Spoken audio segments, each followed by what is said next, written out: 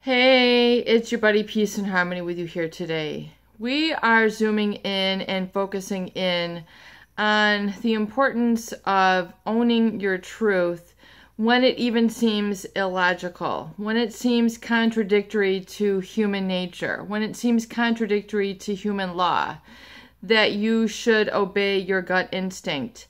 And especially when it comes to dealing with pathological individuals, such as someone who has narcissistic personality disorder or psychopathic, sociopathic tendencies or diagnosis. And one of the main hallmarks of this type of individual, whether it's a family member, whether it's a boss, whether it's a coworker, whether it's your spouse or your sibling, one of the hallmark traits is an inflated sense of self-importance to the detriment of others. So in other words, they go contrary to human nature. You know, social psychology talks about productivity and how it really benefits society at large or humankind at large. And really that is when you know you're on the right path, ethical, right or wrong. When it comes to, taking care of yourself, that's healthy narcissistic tendencies to take care of yourself and to embrace yourself,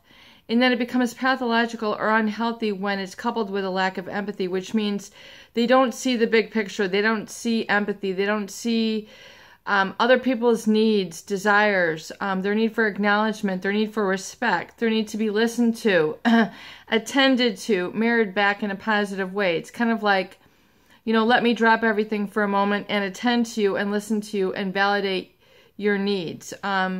So a narcissist and a psychopath does not have this. They might pretend to have these qualities, but only is in order to hook you as supply, in order to get you sort of, on their bandwagon, get you sort of satisfying their needs, whether it be to clean, cook, listen to, or when it becomes really severe, basically it can become a state where they're taking advantage of you, sabotaging you, using you as a whipping post, using you as a punching bag, physically as well as emotionally and spiritually, where basically they're projecting out a lot of their anger, their unresolved issues onto you. And, a lot of people think that in the name of love, you get beaten up, you get scolded, you get shamed, you basically, you take on the feeling of Scarface for these people. And it's, as a client said to me the other day, it's very much a hated position.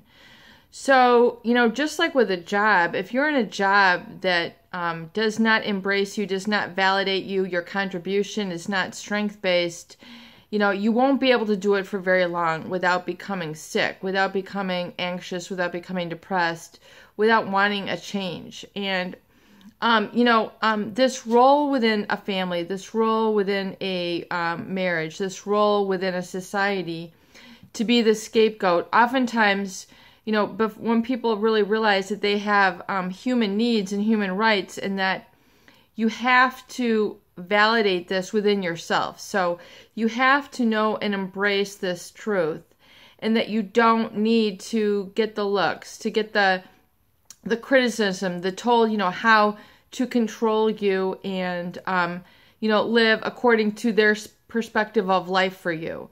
Because you have to live your life from your perspective, not to fulfill someone else's perspective or how they think you should live your life. That's the whole goal. That's the whole beauty of human freedom and free will, and that is that you can live your life according to your truth, according to your goodness, according to your talent. So it's like the old, proverb, honor your mother and father. A lot of this is kind of running through and ingrained in people, but yet what if these people do not have your best interest in mind? What if they sabotage you, scapegoat you, and try to control you so that you're living according to their perspective of how you should live their life? In other words, to raise you, but they're raising you to satisfy their needs versus to really truly raise you and embrace you for your truth. And this becomes a real paradox because, your natural instinct is to honor your mother and your father and to honor others But yet, so, you know, what the evolution and what the growth is embracing your lesson and saying, okay, I don't have to take the low road. I don't have to be scapegoated. I don't have to be sabotaged, you know, according to this program. You know, my family had downloaded a virus into my hardware. So it's time to get rid of that software completely. If you've ever had a computer, which you do, or you're watching me on, you know, a library video, as you know, there are hackers out there who try to break into and hack computers for financial information, personal information, then they trade it and they sell it. God only knows what they do with it. I really don't know, but, you know, hackers will do this and then they disrupt your whole computer system and it becomes like a virus out of control, and basically your computer is rendered broken. It just does not work. And I really kind of view it this way, is that the narcissist, even if it's a loved one, even if you have a natural instinct to stay by this person's side through thick and thin, you know, through sickness and in health, but yet they're abusive of you, controlling, belittling, scapegoating, and they don't see you for the real person that you are, and they're giving you all sorts of negative messages, then it's absolutely time to get rid of that maladaptive software that has been downloaded in you and to clear it out so that you can function again. And oftentimes that comes with reinventing yourself, really sort of erasing the negative programming and not feeding into the negative messages, the erroneous messages that were fed to have you to become, you know, serving as supply to them versus your own person. And you'll know that this is in your life because when you're trying to live your life and be free and be happy, you feel a tinge of guilt. You feel a tinge of helplessness. You feel like it's not right. You feel like you're obeying the law. You're disobeying the law by living your life. It's because this narcissist has put a law in place to override, you know, truth and love and goodness, which is to obey them, which is to be a punching bag for them, which is to be a source of supply or targeted and scapegoated according to, think of it like a mold that they're trying to put on you, which is trying to like put a net over a flower. You know, you're capturing it. You're not, it's going to be bruised. It's going to be wounded. It's going to be kind of wilted, you know. This is a good sign that someone is not looking out for your best interest, that they're projecting their anger, their pathological lies, their illusion. They're coming from that space. And whether people say it's evil, you know, a lot of people on the channel, they want to put a label to it. You can put whatever label it is to you.